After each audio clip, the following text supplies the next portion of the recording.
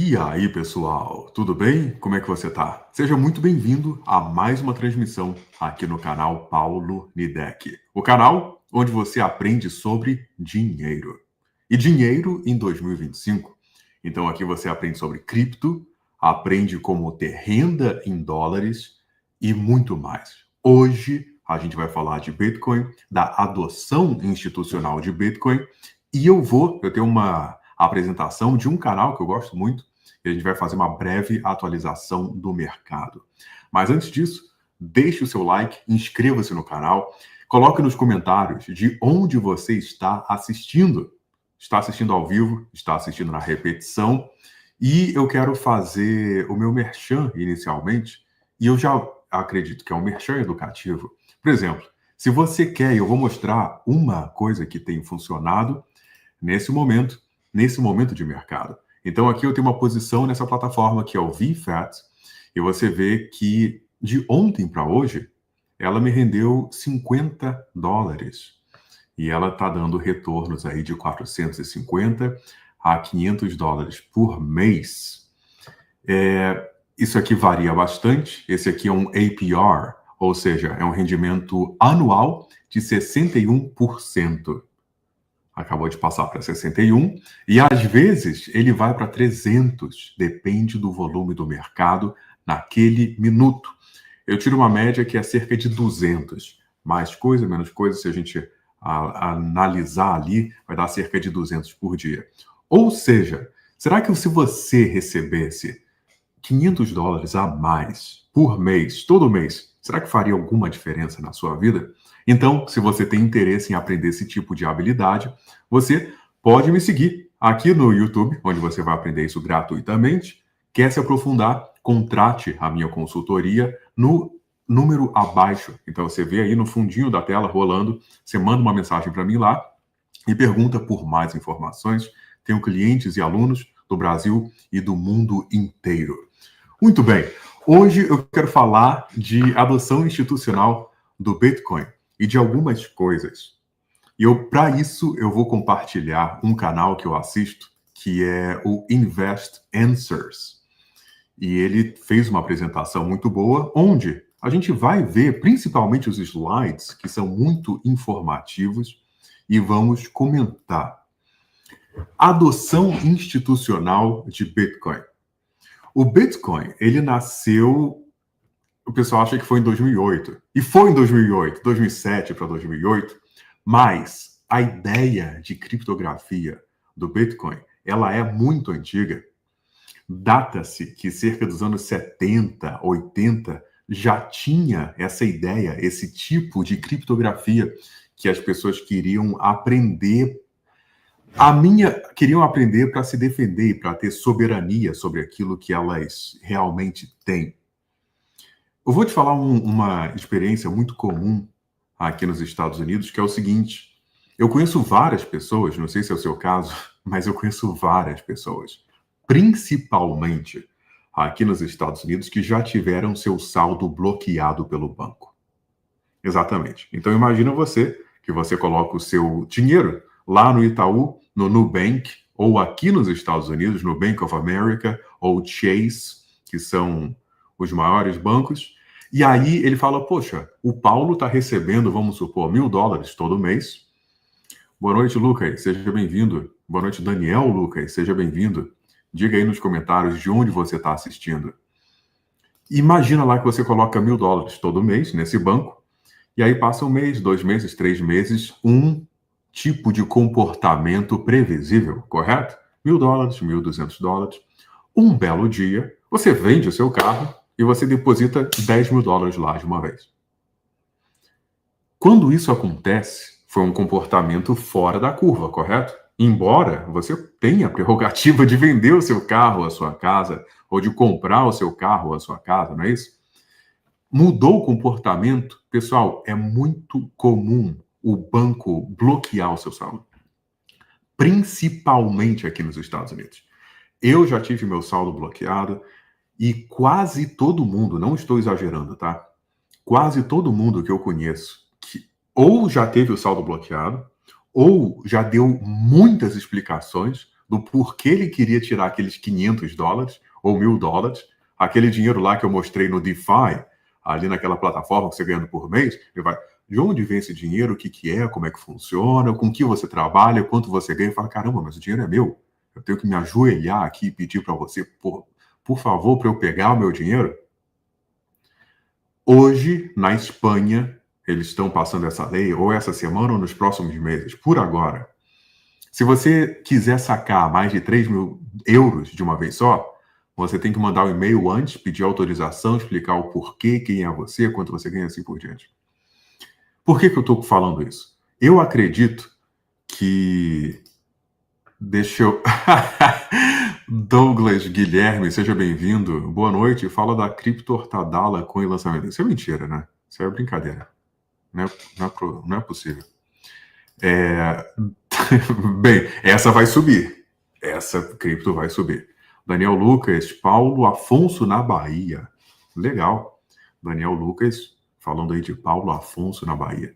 Então, Daniel, Douglas, e você que está me assistindo aqui, seja ao vivo, seja na repetição, eu tenho a impressão que essa ideia de soberania, essa pessoa que elas querem controlar, ela fala, olha, eu tenho meu Bitcoin, eu tenho meu dólar digital, meu cripto ali, e eu tenho total controle sobre ele. E eu não tenho que dar satisfação para ninguém se eu não quiser.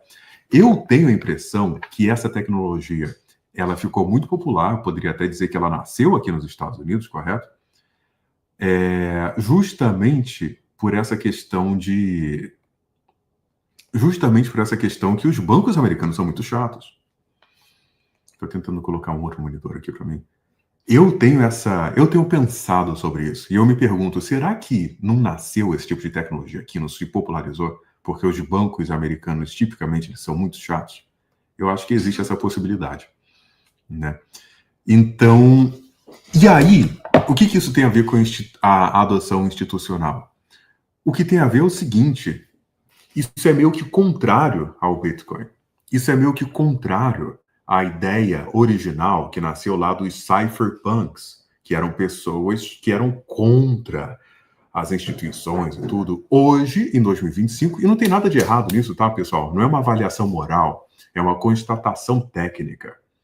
Hoje, eu vejo as pessoas vibrando quando BlackRock, JP Morgan, Chase, Bank of America, Nubank, Itaú e essas grandes instituições financeiras abraçam o Bitcoin. Vejo muitas pessoas vibrando quando essas instituições abraçam o Bitcoin, porque nesse abraçar e nessa instituição e nessa adoção institucional, que ela não vai ser uma adoção institucional de $10, vão ser de bilhões de dólares, não é isso? Então, os ETFs que foram lançados de Bitcoin, de Ethereum, eles trazem muita liquidez para o mercado, traz muito dinheiro para o mercado. E aí, você que comprou o seu Bitcoin, você que comprou a sua Solana, você que comprou o seu Ethereum, a sua XRP, ou mesmo a BCT da Martina, da Beisola, você fala, opa, se esse pessoal, as baleias, estão comprando, significa que as minhas bags, os meus ativos vão subir.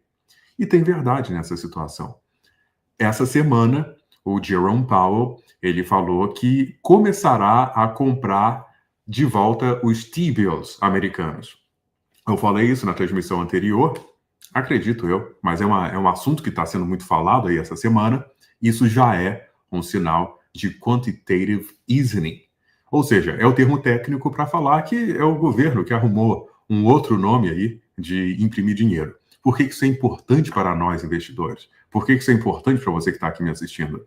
Porque, normalmente, quando tem mais dinheiro circulando, os ativos que a gente segura, ouro, prata, Bitcoin, casa, entre outras coisas, imóveis, ações da Petrobras, é complicado. Tem gente que compra a ação da Petrobras, Itaúsa e tal. Nada contra, né? Nem a favor. Cada um sabe... Tudo bem, né? Você pode especular e tal, você tem liberdade. Eu acho que a questão toda aqui é liberdade.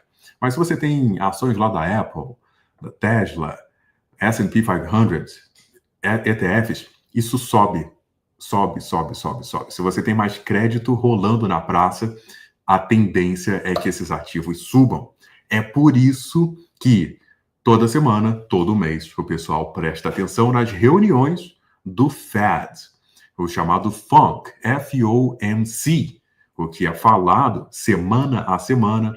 Vão cortar a taxa de juros. Por que isso é importante, pessoal? Fala assim, vão cortar a taxa de juros. Você fala, o que eu tenho a ver com isso? Porque existe uma tendência, não é uma matemática precisa. Existe uma tendência que, ao cortar a taxa de juros, você vai reduzir o peso que a pessoa tem para adquirir, ou seja, fica menos interessante você deixar o seu dinheiro no banco. Ao ficar menos interessante você deixar o seu dinheiro no banco, você vai querer comprar ações, imóveis, bens, produtos, serviços e também capital de risco. Então, a tendência é que o mercado comece a reagir com preços crescentes. Os preços começam a subir. O oposto também é verdade. Né? Eu gosto desse assunto, eu falo sobre isso porque eu gosto desse assunto. Eu tô lendo e relendo esse livro aqui, que é o Reminiscence of a Stock Operator. E é um livro clássico de economia, de finanças, de investimento. E estava lá falando em 1911, 1912, e eu estava pensando como é que era a taxa de juros em 1911, 1912. E nessa época não tinha ainda o Banco Central como é hoje. Mas, por exemplo, vou dar um ponto alto dessa história. Na crise que aconteceu aqui nos bancos, em 1980, a taxa de juros chegou a 20% ao ano. Um índice que é quase nível Brasil, 14%, é lá em cima, né? Então, assim, tem o porquê. Tem o porquê. Daniel Lucas pergunta ao vivo: é seguro comprar criptomoedas dólar digital na Nubank? Olha, eu não acho que seja inseguro. Agora, eu te pergunto, Daniel, qual é o seu objetivo com isso? É somente dolarizar o seu patrimônio? Fala, olha, eu tenho reais na Nubank e eu quero passar isso para dólares. Aí pode ser uma opção interessante.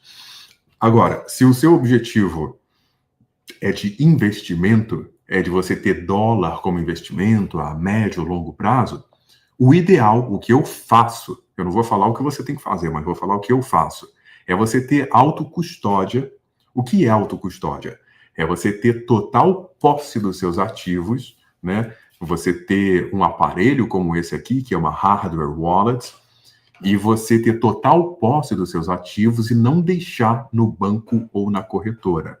Não tem nada errado em você deixar no banco ou na corretora, mas cripto, tipicamente, o ideal é que você tenha total posse sobre elas. Tem uma coisa que é falado já há muitos anos, que é o seguinte: not your keys, not your coins. Se as chaves não são suas, o dinheiro não é seu. Não faz sentido? Se, né, fala, olha, Daniel, você quer comprar dólares? Tudo bem. Você quer comprar $1.000? Ok, eu vou guardar para você. E quando eu precisar? Quando você precisar, você bate aqui na porta, tem uma câmera, eu vejo que você é você, faço 30 perguntas, você me apresenta todos os seus documentos, a digital e tudo, e aí eu vou te dar o seu dinheiro. É? É, mas você vai ter um rendimento. Aí quando você pegar, vai ser $1.001. Tá bom. Então, assim, não sei se vale a pena. Para mim, não vale a pena. Eu prefiro ter os meus dólares, ou Bitcoin, ou meus criptos em total domínio meu. Uma outra coisa que é importante considerar é se no Nubank é possível de você sacar essa cripto. Ou seja, de você sacar, tá lá no banco, e você ter total domínio sobre ela. Ou se somente você vai depender da Nubank. Porque, por exemplo, de repente isso é um assunto que, não sei, se você quiser mais informações, você continua perguntando, se quiser se aprofundar mais, faça consultoria comigo, que eu explico como faz isso aí em detalhe. Eu vou deixar aí o contato. Você pode me seguir lá no Instagram, @PauloNidec. Pode me mandar lá direct message ou mensagem no WhatsApp para mais informações. Mas esse é o tipo de coisa que eu ensino também. eu estou falando isso de você se aprofundar mais e fazer consultoria comigo, não é só para eu vender o meu peixe, é porque você vê que é um assunto comprido e que não dá para eu resolver aqui em 5 ou 15 minutos, né? Porque tem que ver o seu objetivo, o que você quer fazer. Se você só, não, só quero ter um pouquinho de dólar. De repente, o Nubank é ajustado. Fala, não, eu estou pensando aí nos próximos 5, 10 anos, eu quero dolarizar meu patrimônio e investir. Aí você vai precisar de uma solução mais robusta. Então você vê que para cada objetivo, você vai ter aí uma abordagem diferente. Ok? Mas legal, obrigado pela pergunta aí. Isso é muito bacana também, porque senão eu fico falando sozinho aqui. Então eu gosto de ensinar, gosto de trocar ideia. É muito bacana como a gente pode aprender juntos e falar sobre isso. Eu falo sobre isso porque eu gosto. Legal. Tem essa apresentação aqui. Pessoal, esse canal aqui é o Invest Answers. Esse é um cara que ele ficou milionário lá nos anos 90. Ele não conta muita história dele, mas essa é a história dele. Lá nos anos 90, ele fazendo trade, fazendo investimentos, fazendo, em grande parte, fazendo trade e também fazendo buy and hold, que é um tipo de trade, muita gente esquece disso, né? Você fazer buy and hold, até que seja para sua aposentadoria, é um tipo de trade longo, né? Porque trade significa troca. E normalmente quando a gente fala de trade, as pessoas se assustam porque elas estão pensando no day trade, que é você compra de manhã para vender à tarde, ou compra num dia para vender no outro. E, naturalmente, isso é mais especulativo e isso exige mais riscos. Isso inclui mais riscos, né? Pois bem, então é o canal do Invest Answers. E ele traz um tipo de... Ele é um dos canais que eu acompanho. Eu recomendo você dar uma olhada aqui. E ele fala do TradFi e Crypto. O que é o TradFi? TradFi são as finanças tradicionais. Então, é o que o Daniel estava perguntando, do Nubank. É esse tipo de investimento mais tradicional, na B3, você comprar ações do tesouro direto, aquele tipo de coisa mais tradicional. E os grandes bancos estão de olho nisso aí. E eu quero falar um pouco aqui dessas coisas que estão sendo faladas. Ele faz uma apresentação aqui, olha, de 1987, Like Crash Incoming. Vou falar uma coisa, desde que eu me entendo por gente e que eu presto atenção na economia, sempre tem essa ameaça de que um crash está acontecendo. Se você observar essa psicologia do mercado, é bem interessante, porque se você está próximo do topo, atenção, porque vai cair. Se você está lá embaixo, atenção, porque agora vai despencar. É por isso que é muito comum as pessoas falarem de bear e de bull. O que é? O bear é aquela pessoa que é o urso. O bear é aquela pessoa que acredita que o mercado pode cair. E o bull é o touro, ele acredita que pode subir. Isso vem de uma ideia de que o touro ataca para cima e o bear, o urso, ataca para baixo. Imagina um urso atacando. É de cima para baixo. Então, uma tendência de baixa. Imagina um touro atacando. É de baixo para cima, com o chifre dele assim. Não é isso? Então, é uma tendência de alta. É por isso que esses dois animais são utilizados aí para indicar tendências no mercado. Bear e bull. E tá falando aqui, ó, Jim Cramer, em 1987, tá falando que um crash vai acontecer. E esse é um tipo de, eu poderia até dizer, um certo tipo de terrorismo que acontece desde sempre, não é isso? Pois bem. E aí, olha como isso tá ligado aqui com o que a gente está falando. O Jim Cramer, depois ele fala, olha, os bancos são os lugares mais seguros para você manter o seu dinheiro. Será? Você lembra o que aconteceu em 1980 no Brasil? Eu não estava lá, mas tenho conhecidos, amigos de pessoas que contam que estavam. Todo mundo que tinha dinheiro no banco em 1980 teve o seu dinheiro saqueado do dia para a noite. Esse não é o primeiro caso, isso acontece em vários casos. 1930, aqui nos Estados Unidos, você não era permitido de ter ouro em casa. E se você tivesse ouro Nos bancos, nem se fala. Eles imediatamente convertiam seu ouro para dólar. Ou seja, eles tomam o seu ouro e te dão mais ou menos o equivalente ali, naquele momento. Eu digo mais ou menos porque, logo em seguida, o próprio governo americano precificou o ouro lá em cima. Claro, ele tomou o ouro, então ele precificou lá em cima. Ele jogou, deu uma canetada. Pouca gente lembra. Eu acho muito importante esse tipo de formação, esse tipo de informação. Ele deu uma canetada, o ouro foi lá em cima. Aí você fala assim, Paulo, isso é mentira. Porque não tem como, não tem. Para o preço subir, para o preço descer, você precisa ter muitos vendedores. Negativo, negativo. Se você pegar os documentos do Banco Central americano, você vai ver, procura aí no Google. No Google eu não digo, mas na inteligência artificial que você vai achar. O governo americano tem a prerrogativa legal de definir o preço do ouro com uma canetada. Então, aquela ideia do livre mercado, aqui os Estados Unidos que é o farol da liberdade, será que é exatamente assim? O que você acha? Deixe nos comentários, eu acredito que não. A partir do momento que você tem o poder de dar uma canetada e dizer qual é o preço do ouro, assim como os Estados Unidos têm, raramente as pessoas falam disso. Eu acho que isso deveria ser mais falado, mas isso é mais pura verdade. Você define, será que é um livre mercado? Eu não acredito que seja um livre mercado, não é isso? E ainda assim, o Jim Cramer está falando aqui que deixe o seu dinheiro no banco, porque é um lugar muito seguro. E eu já dei vários exemplos aqui falando que não é bem assim. Lugar seguro, na minha humilde opinião, é fazendo autocustódia. E o Bitcoin, essa semana, ele teve uma performance aí incrível, não é isso? Então, nesse momento, ele está por volta de... Eu não vou falar por volta, deixa eu falar exatamente onde ele está. Ele está exatamente em 104 mil dólares e 102. 104, 104, 102.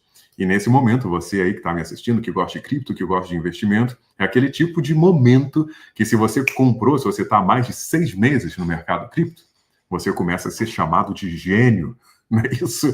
O Bitcoin acima de 100 mil dólares, o pessoal começa a me chamar de gênio. Paulo, você é um visionário, você comprou o Bitcoin lá atrás, anos atrás, você é um visionário, você é um cara incrível.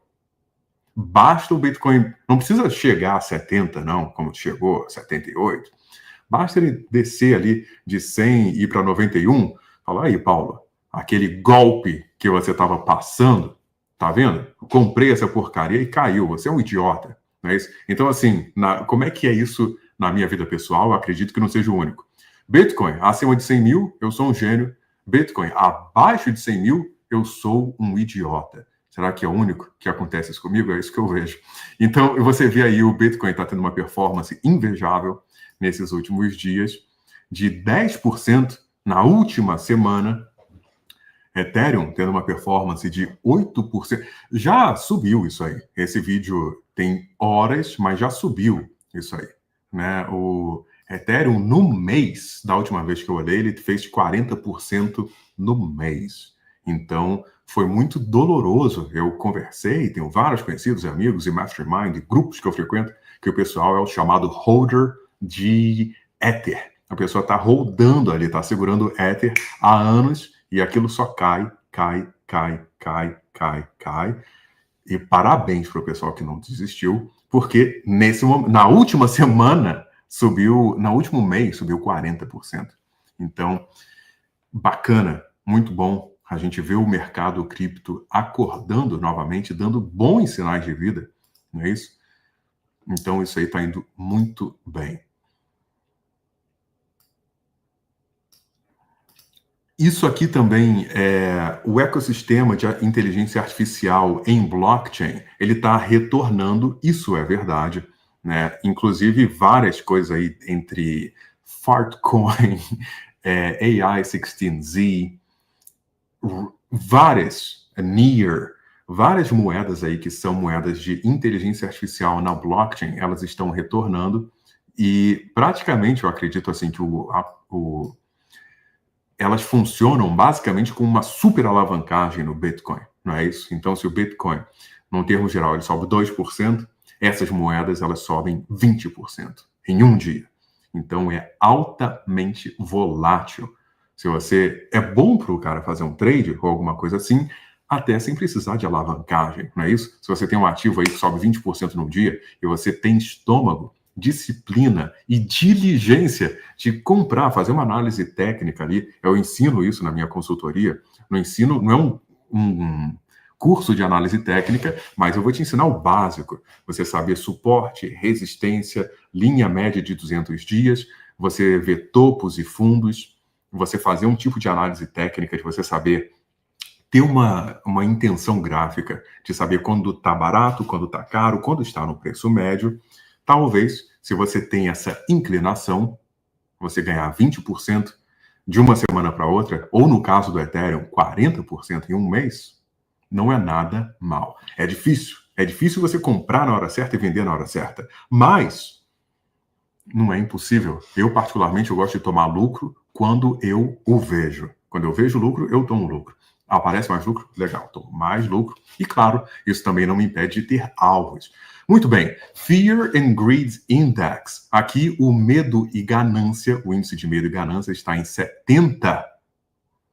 Talvez, aí você que está me assistindo, deixe nos comentários, você lembra, eu lembro isso aqui, poucas semanas atrás, que estava em Extreme Fear, medo extremo. Você pode ver aqui, olha, ele fala, mês passado estava em Fear. E se você pegar um mês e pouco, estava em Extreme Fear, medo extremo. Hoje, a gente já vê uma situação bem diferente no mercado.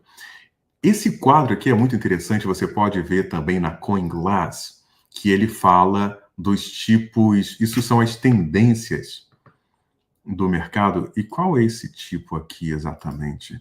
Porque isso pode ser feito para vários ativos. Mas você consegue ver aí mês a mês como está indo o mercado. Deixa eu ver isso aqui exatamente de qual ativo ou do mercado no termo geral.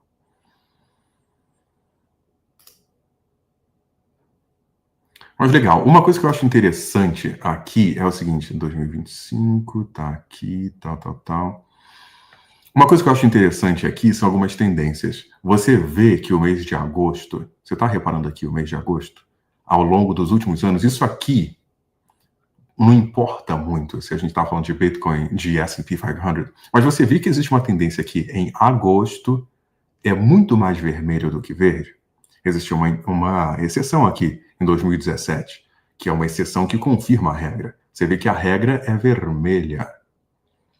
Algo semelhante acontece em setembro. Você vê que setembro também tem uma tendência a ser mais vermelha, né? Então, assim, agosto e setembro tem explicações para isso, tem pessoas que vão te falar o porquê, mas para mim o que importa é o fato, é o que eu estou vendo aqui e a gente agir de acordo. Agosto e setembro, tipicamente, para mercado de ativos de risco, bens, commodities, moedas, etc., tipicamente são meses de baixa. Aqui a gente vê as baleias, né? Aqui são as baleias, são as pessoas que transacionam milhões de bitcoins, né? Milhões de dólares, e a gente vê que eles estão acumulando bastante bitcoin nesse momento. Aqui a gente tem a parte das ações da Bolsa nos últimos 7 dias, e você vê que, num termo geral, está tudo indo muito bem, exceto o Google, que está aí com uma pequena baixa de 1%, mas você vê uma coisa interessante, né? Nvidia, não sei quem lembra de Nvidia, falou, olha, agora que a China entrou no jogo com DeepSeek, Nvidia ficou para trás e tudo, e quem teve a convicção e fala, não, eu acredito, acho que a Nvidia é uma boa empresa, vai continuar indo, vai, você queira, né? É uma das maiores, na verdade. Quem teve a convicção de comprar quando teve aquele crash da Nvidia, que caiu quase, não lembro exatamente, mas foi coisa de pelo menos 15%. Quem comprou aquele crash está indo muito bem nesse momento, não é isso? Uma coisa que eu falo e que eu penso comigo mesmo é o seguinte, você pode comprar análise técnica, você pode comprar assessoria financeira, mas você não compra convicção. A pessoa que tem convicção naquilo que está fazendo, é a convicção que vai falar. quando você vai ter que apertar o botão, quando você vai colocar dinheiro naquela carteira, quando você vai tirar, quando você vai entrar numa posição, quando você vai permanecer numa posição ou quando você vai sair de uma posição. É a convicção que manda nesse momento.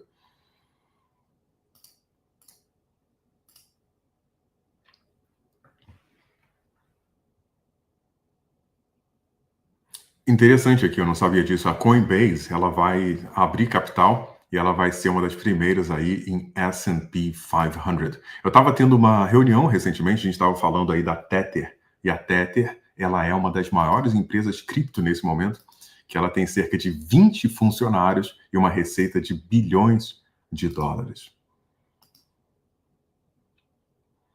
As ações da Tesla continuam indo bem.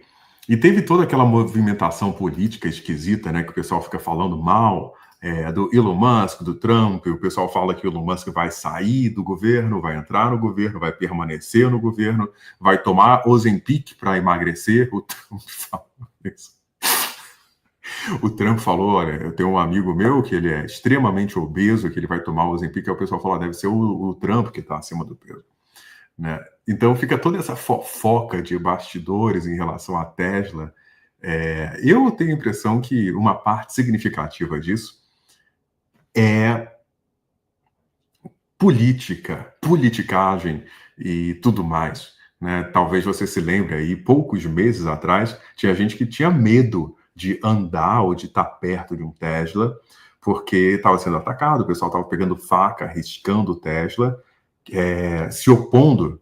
Né? O que tem a ver lá o seu João, o seu John, que comprou o seu Tesla para levar o filho, a filha, a esposa no médico? O que ele tem a ver que ele comprou um Tesla e a pessoa vai lá e ataca o Tesla dele, quebra o vidro, risca, porque aquele Tesla que o seu João comprou representa o Elon Musk. É um nível de maluquice tão grande, né? Num termo geral, eu acredito que a gente vive numa economia de atenção. Então, se tem mais atenção para Tesla nesse momento, isso costuma ser uma boa coisa. Se tem mais atenção para Coinbase e Nvidia nesse momento, isso costuma ser uma boa coisa. Porque ações e moedas e cripto têm milhares. Mas a gente vive numa economia de atenção. Você, nesse momento, você está escolhendo me ouvir ao invés de estar no TikTok, ao invés de estar assistindo a Rede Globo ou lendo um livro. A gente vive nessa economia de atenção. Então, se a gente tem essa atenção consolidada num ativo, numa ação, tipicamente isso é bom no longo prazo. Uma outra coisa aqui que está sendo muito falado. Sim, o Donald Trump esteve na Arábia Saudita recentemente e está falando que a Arábia Saudita vai investir 600 bilhões de dólares aqui nos Estados Unidos. E, caramba, quanta viagem também que esse homem está fazendo, viu? Elon Musk, ele fez o robô dançar. Você lembra dos primeiros projetos lá do Optimus Prime, que ele era bem engessado? Pois é, agora o robô do Elon Musk está dançando, está avançando, está indo bem. Aí você fala, tá, Paulo, mas o que isso tem a ver com investimento? O que isso tem a ver com o mercado financeiro? Olha, tem muita coisa a ver, porque os fundamentos estão aí. Então, assim, os fundamentos, se você é um investidor da Tesla, se você é um investidor mesmo do mercado americano, você vê esse desenvolvimento tecnológico crescente, isso é altista. Ou seja, alto é uma tendência de alta para o mercado. Isso é bullish, como dizem os americanos. Se o Elon Musk, se as empresas continuam investindo e continuam se saindo bem tecnologicamente e talvez, ou elas estão segurando um lugar, ou perpassando a China tecnologicamente, lembrando que aqui nos Estados Unidos não tem BYD. Você fala com um americano médio e pergunta a ele sobre BYD, ele não tem a menor ideia do que seja. Porque o mercado americano ele é bem protegido para não entrar carro chinês. Então aqui não tem BYD, não tem Chery, não tem essas outras coisas que chegaram no Brasil. Não estou falando que é bom ou ruim, na verdade eu acho que é ruim. Na verdade, eu acho que quanto mais opções a gente tem, costuma ser uma boa coisa.